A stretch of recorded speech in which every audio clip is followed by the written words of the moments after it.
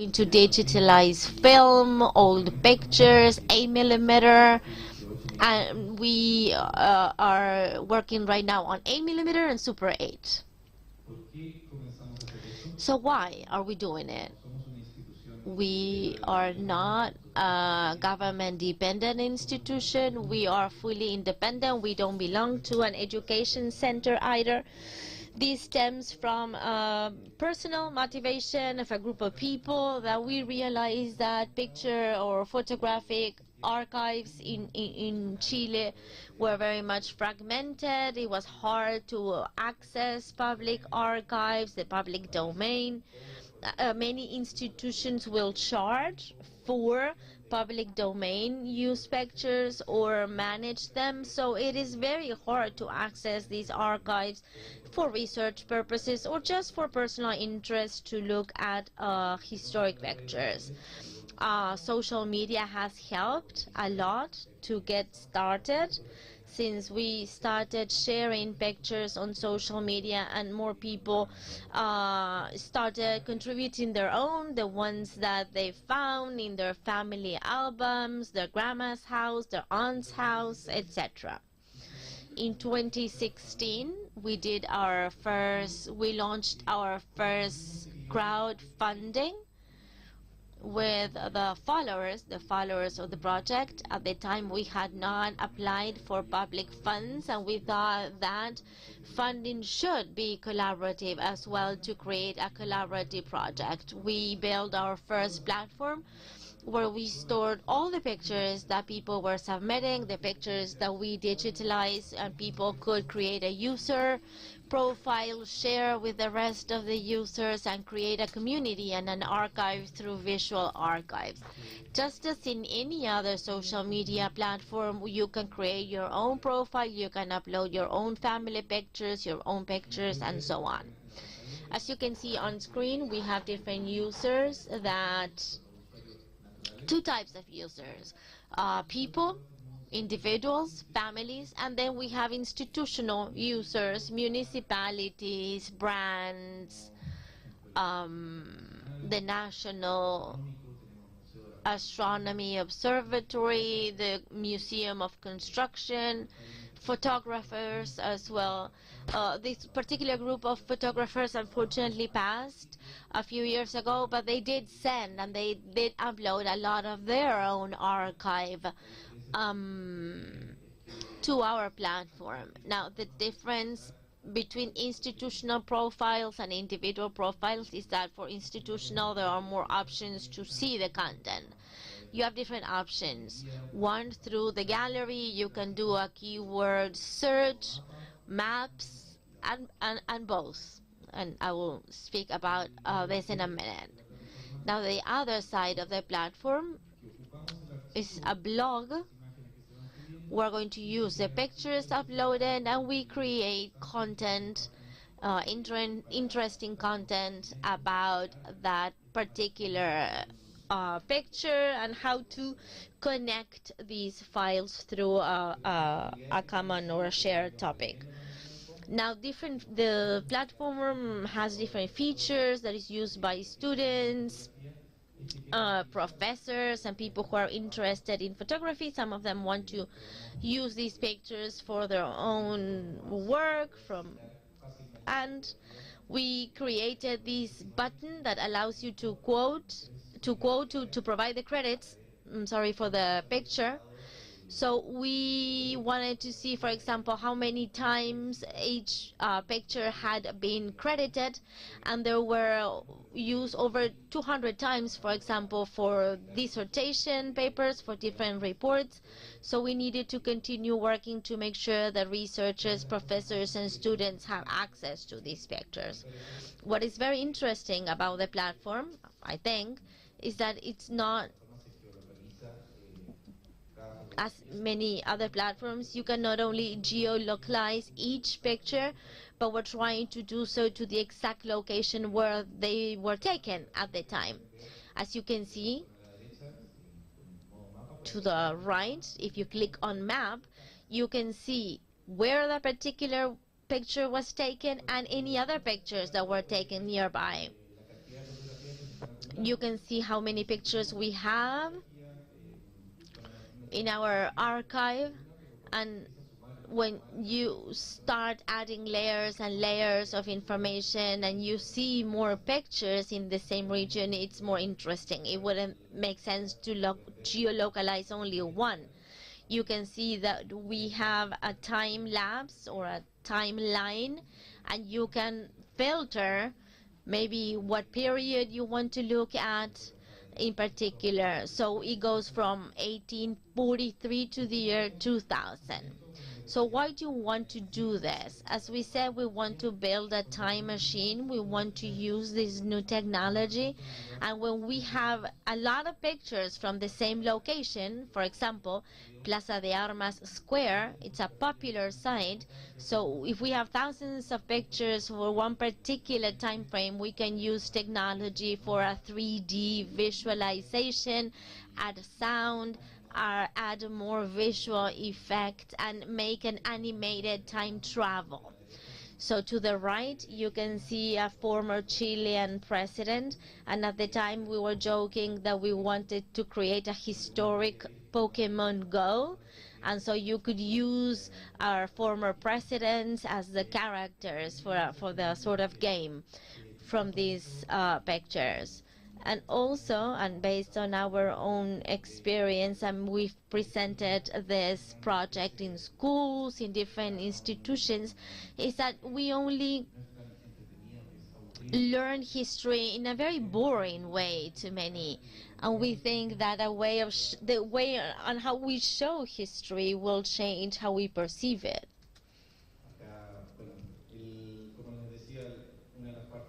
One of the most important parts of our project is communication. We are very active on social media, and as social media also provides information, provides materials, we get the visual archives, and we've lately been digitalizing 8mm film and Super 8 film, like the one that you can see here.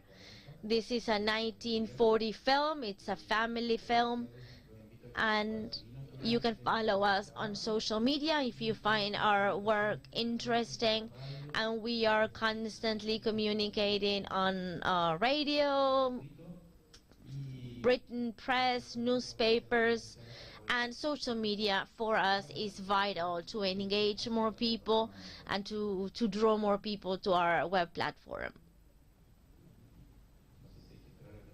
And maybe we should wait for the video to finish so I can click on my next slide. That's the coast and the central southern region of Chile, close to Santiago, the capital city. Some of our metrics, as you can see on screen, this is a small project compared to Wikimedia or Wikipedia. We have 55,000 pictures digitalized. Now we are waiting to digitalize an additional 85,000. We received 23,000 pictures in one single file from the largest travel guide in Chile. So we are waiting to digitalize it because it requires a lot of work and a lot of time and human capacity. We have 7,212 registered users, over 2,500 are active users. They moderate the site one way or another. They contribute material.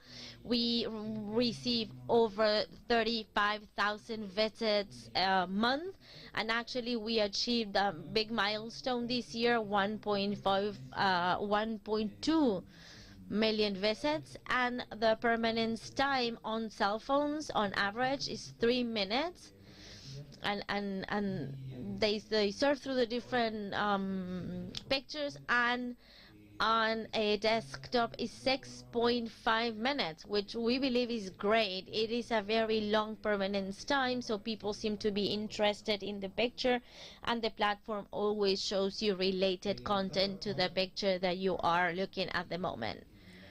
Now, our current status and opportunities is that, unfortunately this year we were not able to fund Most of this work, the archives that we and the files that we've received are waiting. We are at risk of losing 140,000 pictures, digitally and physical files, because there's a sense of urgency to digitalize, and the technology that we use to build our platform is quite obsolete. We cannot make really changes, and we don't have the funds to update or to rebuild our site. So this is not only a crisis, but we see opportunities for collaboration and engagement. That's one of the reasons why we're here, to meet more people and projects. And well, this is an actually open invitation for you to reach out to us. We are creating an international federation for digital archives, and that is Open Portal Archive Network. That is the logo of this network that we are now promoting. There are projects from Hungary, Switzerland, France, the US. We are the only ones from Latin America so far, but it'd be great to have more Latin American representatives in the federation to create shared metrics, shared goals, and of course to get funding, if possible, group funding. And that would be all on my end for now. Thank you.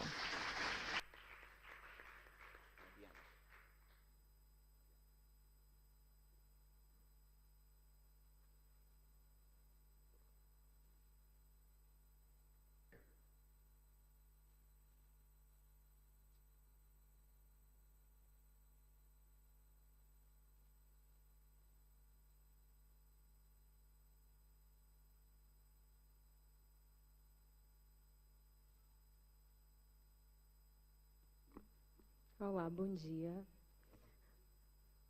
Eu estou aqui lutando com a apresentação. Good morning. I'm here fighting with my slides. I need a little bit of help. I'm Diana Santos Souza. I am from El Salvador, Bahia, in Brazil. I focus in social history. I specialize in archive digitalization.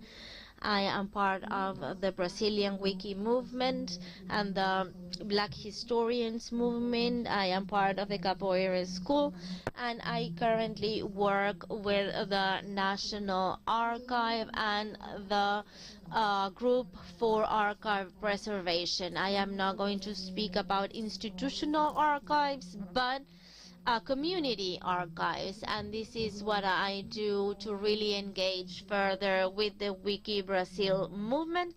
I wanted to ask the team for a little bit of help to display my slides. Okay, they're here. Thank you so much.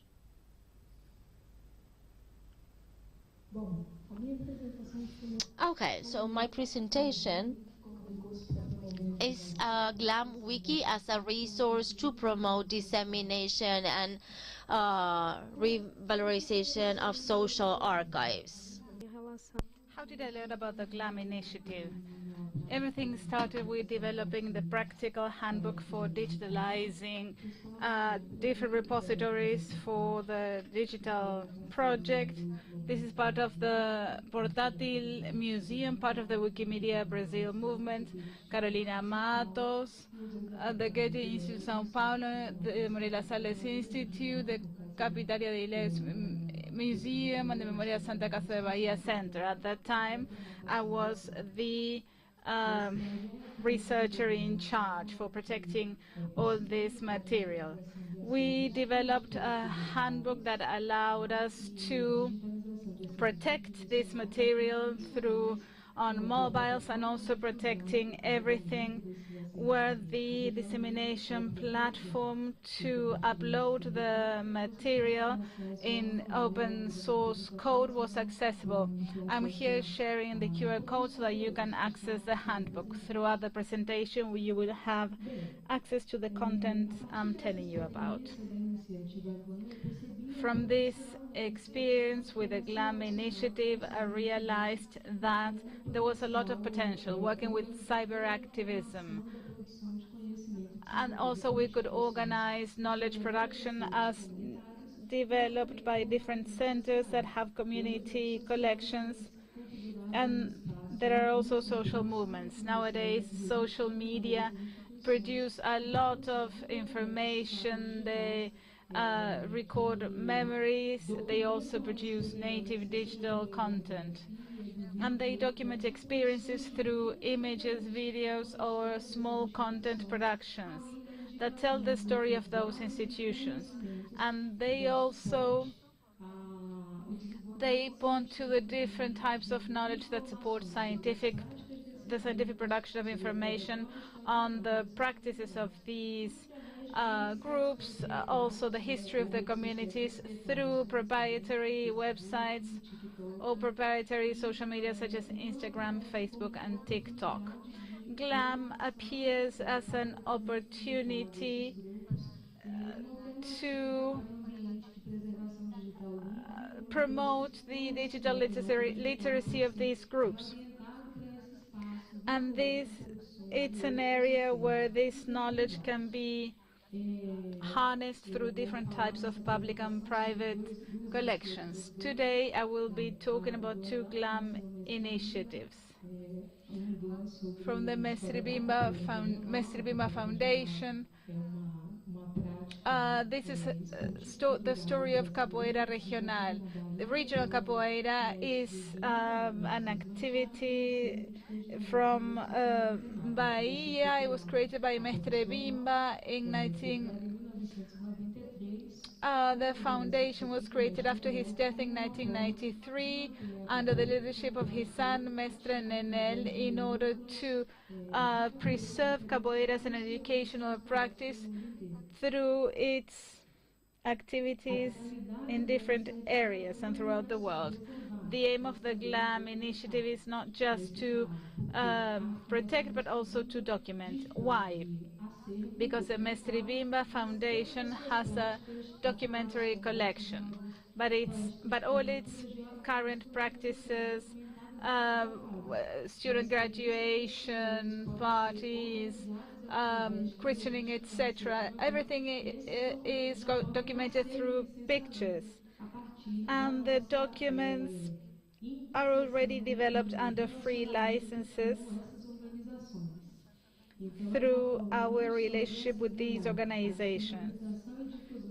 So in this way we can make this material available and we can disseminate the documentary collection in the institution, and also we ensure that the knowledge produced digitally or in an analogic format can be organized by the individuals themselves. Therefore, it's not just a way to preserve information. It also protects information about life and the territory. This picture was taken when we formalized our GLAM partnership. I am giving my back to the person taking the picture. In blue we have the Bimba, we have Mestre Nenel, Mestre Cangru, who is my capoeira mestre, and on the left with a mask we have Mestre Cafune, who was a disciple of our mestre. On the right we have the son, his son. We need to talk about the need to protect this documentation over time, because the images we have can disseminate information efficiently. If I just showed you this picture, you wouldn't know who these people are, but I am mediating this knowledge.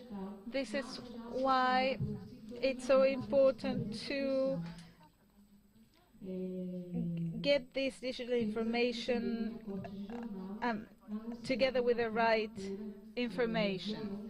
This is a newspaper's cutout with information, and this capoeira changed its format. We have graduation ceremonies, and Bimba was training these these capoeira experts. Regarding the network of historians of African descent, this institution has over 300 black historians from around the country. It was created in June, and they started organizing the work by creating an Instagram account. And they created a platform to disseminate the content produced by black historians. The GLAM initiative was created as an opportunity to bring together the material created to promote historically important information, as you can see at the bottom. We have the Our Stories column that is published weekly with 2 other institutions. It's a multimedia column that addresses different history topics based on the education guidelines in Brazil. It also includes multimedia content.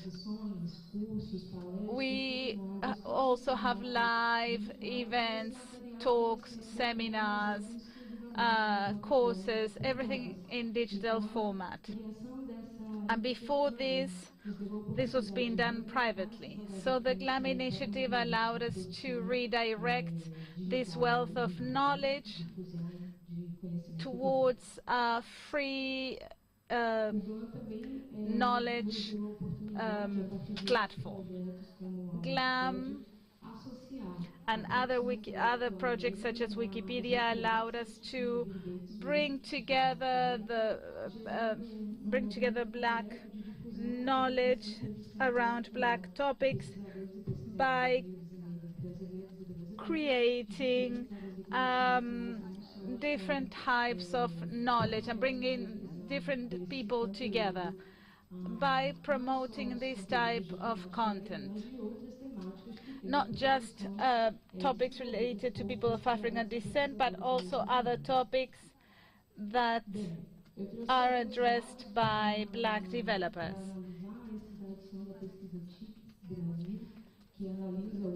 This information, this data are taken from the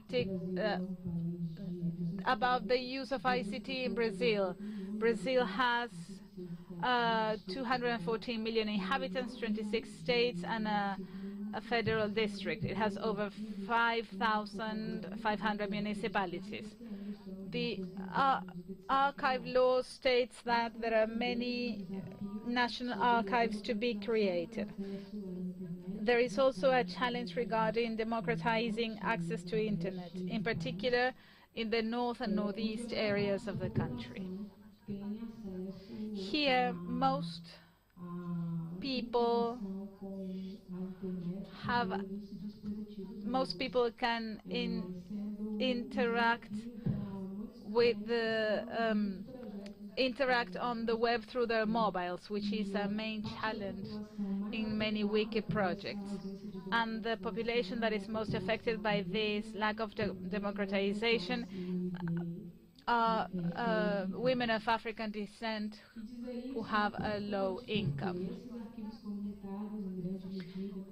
It's important to say this because these community archives include people that belong to a given social class, and there are technological limitations, and they also find it hard to maintain their databases.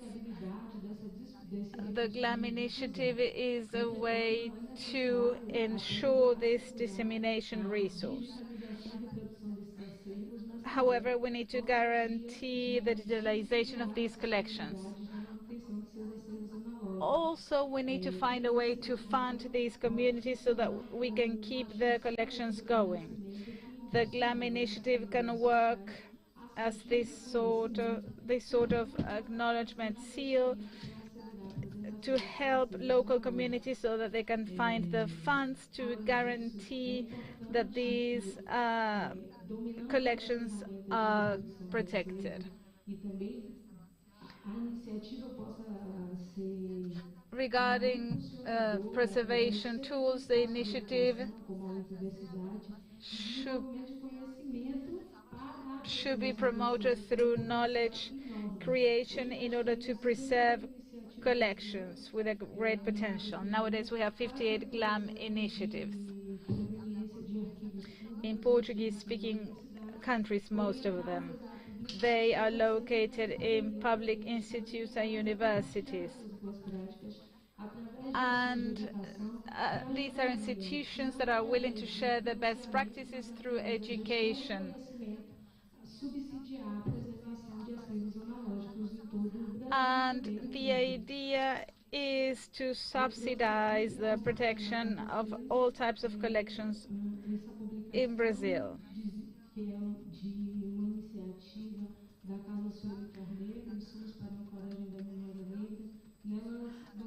This is an initiative called Input for Rooting our Black Memory. The idea is to disseminate collections, and I think that recently we've had a debate about mobilizing users and volunteers. We need to teach these communities how to implement the strategies and the initiatives and the wiki projects in their daily lives. But also we need to learn about their interests so that they can reposition their participation in the wiki movement.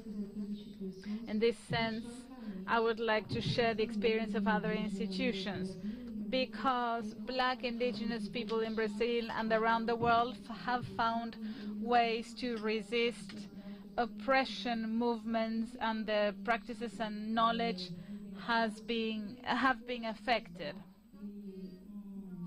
They have reinvented themselves, and this has shown that they can be sustainable and survive. And this has allowed us to revise the sustainability practices in our country and throughout the world. Thank you for your attention, and I remain at your disposal in case you need anything else. I would like to make the most of this opportunity to say that knowledge must be produced without knowledge production must include the individuals that are participating in the community. I think that the GLAM initiative includes different individuals when it comes to curating context, when it comes to organizing information, and also making sense out of all this.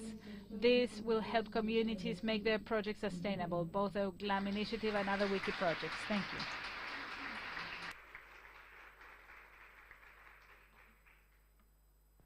Bueno, ahora tienen algo de tiempo para preguntas, pero me han pedido un pedido especial, así que voy a pedir perdón primero.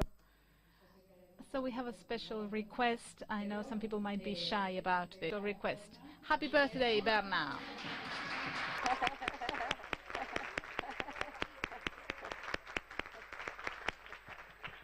Me pidieron que te lo cante en... So someone asked me to sing Happy Birthday in several languages, but don't worry about that. We won't. Questions? Ismael. So we can't ask Bernard how old they are now. Hi, good morning. I'm very interested in the technical details of each project regarding the software they used and digitalization methodologies, and also filing techniques for the long term. Thank you.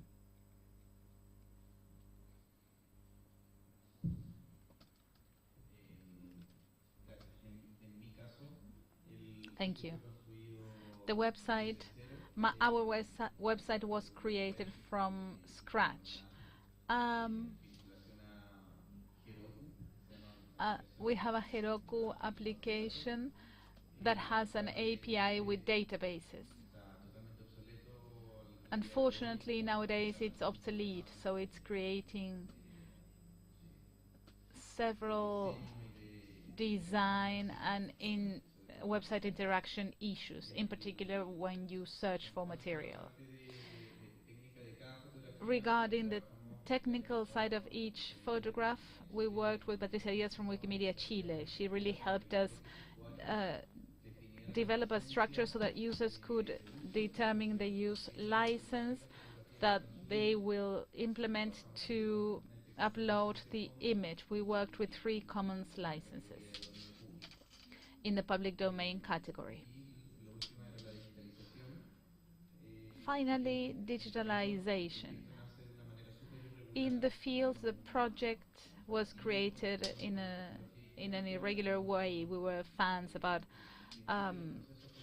historic photographs, and at the beginning everything was more like homemade, but gradually we started buying better digitalization equipment, and repositories are safer as well, the place where we keep the information. Nowadays we digitalize the material, and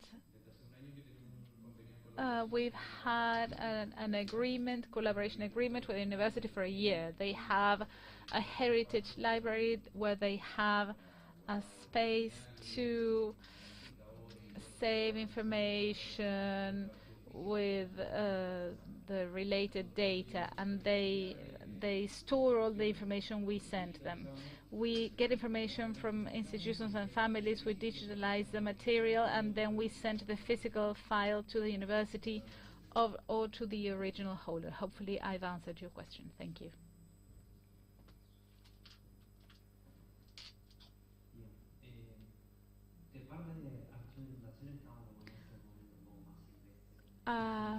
We're going through a wilder stage with Archivo Inundación. I am not an archive expert. I come from social communication. This is why I try to focus on communicating what happened, because it's a way to bring together these, to try and include other family files. We received images in paper. 13 by 18 was the largest format that families have, but these are usual family pictures. The idea was to digitalize them using the best quality possible, but we shouldn't make all this impossible to store later on, because the storage space would be held at Wikimedia Commons. The website has been built on WordPress. And also images can be seen in a way that as you do when you're looking at physical pictures. This is why it focuses on the narrative more than on other file-related issues. And we do not keep the physical pictures, we give them back to their families. It's not a classic archive. We are not seeking to replicate the documents. We made an initial agreement with each person or organization. We wanted to have this digital copy, to make a digital copy to preserve this memory, but then we would give the material back to the families because the emotional value of the material is quite high. Porque senão ficou confusa com o fone. A digitalização, e eu até aproveito. I would like to tell you that the digitalization handbook was written in Portuguese and was published recently in Spanish. There we include the technical characteristics, but the work was done with mobiles, with a few pixel cameras, but we can also have more advanced cameras. 128 gigabyte is a minimum standard, but we recommend that you can have larger memories as well. This project took place towards the end of the COVID-19 pandemic. At the time, many other resources became popular, for instance, regarding lighting, which we included in the project. For instance, checking the lighting, and other resources used to take selfies. Also, digital bracelets. You will find everything in the handbook, but from that time we have changed the equipment quite radically. And this is why communication is so important. GLAM is not just a space to share this stored material, but the idea is to share knowledges and practices as well. We should also, this project should also be coordinated with other wiki projects to systematize these practices by guaranteeing its ongoing update. We also implemented another version of the project working with cameras in order to reproduce these collections. If you want more information about these resources and digitalization techniques, please write to me. We have systematized these innovations, and we share metadata management in Wikimedia Commons. We follow the international standard when it comes to describing files. But to make things more simple, we use specific metadata because it's more objective, and also because it falls under the Brazilian law. This law sets out how to insert data in images. We have used a license from our own institution because it has allowed us to include metadata when it comes to editing and exporting images. But there are other types of software that can also contribute to the editing process and including metadata in the images. Thank you for your question. I must say that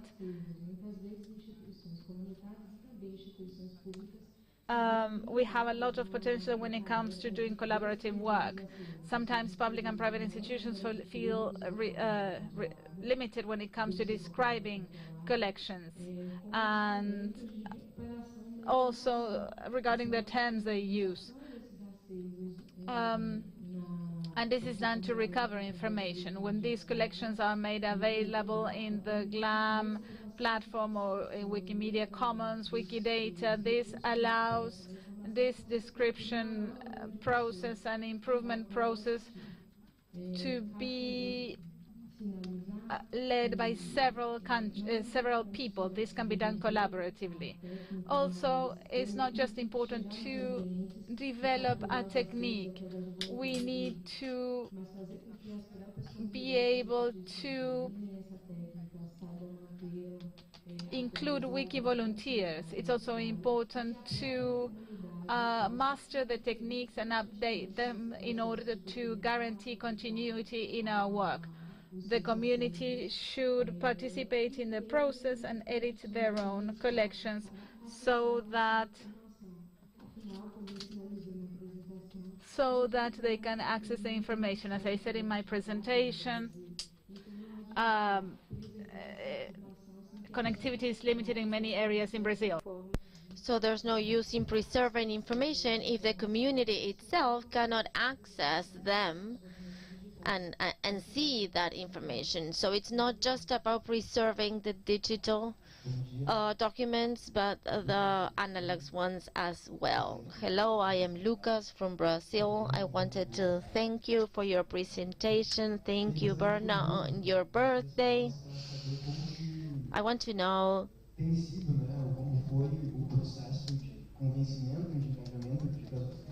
how you engaged and you convinced other people to join the project.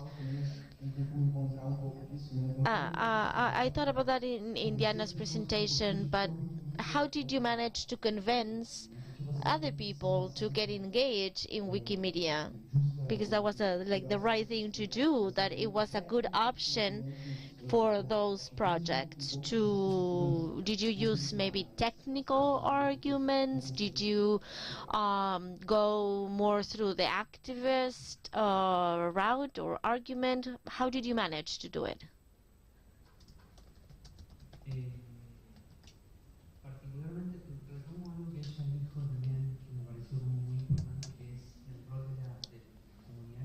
But de cultura. And it's not just a mechanical thing, digitalizing and uploading the information in Commons. I had to do, part of my work was doing this difficult work. To reach out to a person, for that person to understand and also to become a focal point for the cause, for the community, so at the same time that could open door to other people, other institutions, other groups, to build that sort of snowball without that particular initial instance of, well, of course, understanding what those materials were about. That would have been impossible. Many of the descriptions about those descriptions about the picture, the structured data and geolocalization, which is critical to even think about other potential uses, not just the use that is stated on the site. So that incorporates all of the narratives as to what is the purpose of the materials, what they are documenting on or describing.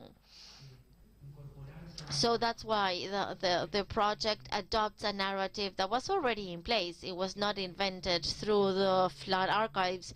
And I think that's what the different people and groups that provided their archives understood it as such, that was an opportunity to continue building on and embarking into the digital domain. I don't know if this answers your question.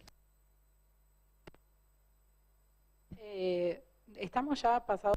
We are a little bit late. I don't know if you can hear me. We are a little bit late for the coffee break.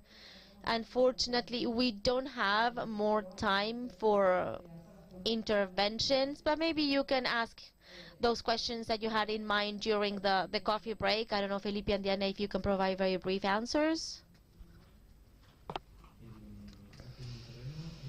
On the for the project En Terreno, we started thanks to social media that allowed us to build a community before the project. 2016, 2015, when Twitter was still cool,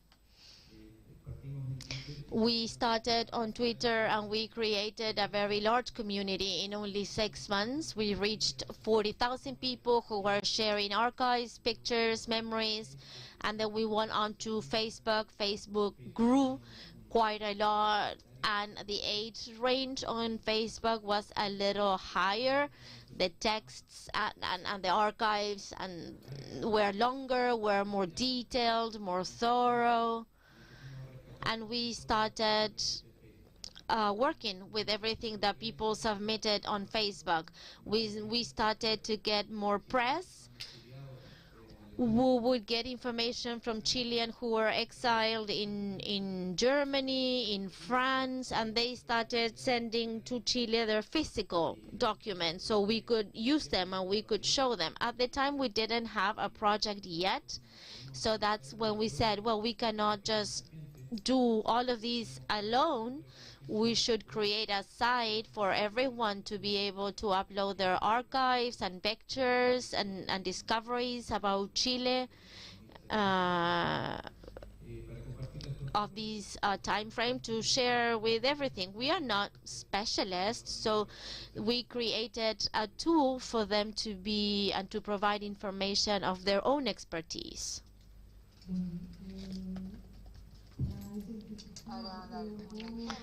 Well, to provide another example, when I presented a project for Professor Nenel, who really was how GLAM was born. He said, can I edit the information on my father, the information that is on Wikipedia? Because there are many mistakes in what's provided. So the fact that people can edit and they can edit the information that is disseminated about themselves is one of the critical aspects for the Wiki community and different projects. At the same time, we need to keep that in mind when the community doesn't like how we share experiences, or that creates conflict in that population that is many times subject to very long working days and they don't have any recreational activities. It is an opportunity for them to defend their livelihood and their knowledge before the world. So many times we have a more recreational approach and different projects for community-based movements. And when we allow for that to happen, we could achieve political, social, and peer recognition, defending rights, promoting citizenship, and at the same time we can give continuity to this project for future generations that learn more by interacting, and they learn through digital and online resources. At the same time, this experience cannot just promote a digital change and demystify the narrative for communities or indigenous populations, population of African descent, women, and sometimes technology, knowledge, and so on poses a barrier for these groups. Wiki projects are powerful tools for these communities and groups to find their place, strengthening their self-confidence and allowing them to share their experiences in their own language. So it's about democratization and fighting prejudice and bias. There's a lot of potential. Now, what is not possible is to impose curation that creates mistrust from social movements and community archives. There is information that should not be published, should not be open access, but therefore we need to work based on ethical principles that are followed by Wikimedians, volunteers, and different stakeholders as to how we approach GLAM projects. So publishing, we shouldn't just publish all archives, but unless archives are open access, we're not doing our job well.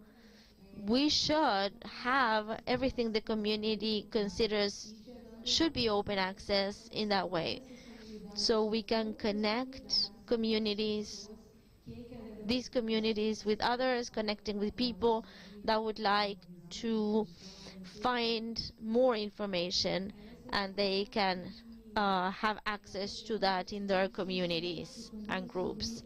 So we need to work on ethical principles when it comes to data protection. In Brazil, we have a data protection law, but digitalization and reproduction of archives should not just be done by recording people, even if they have provided their authorization, unless we consider the social impact, political impact, and the social biases that might be present. So all of us as volunteers, we should always pay attention and be in contact with Wiki enough and reach out to communities based on ethical principles and to consider how Wiki projects can help communities disseminate this information and knowledge.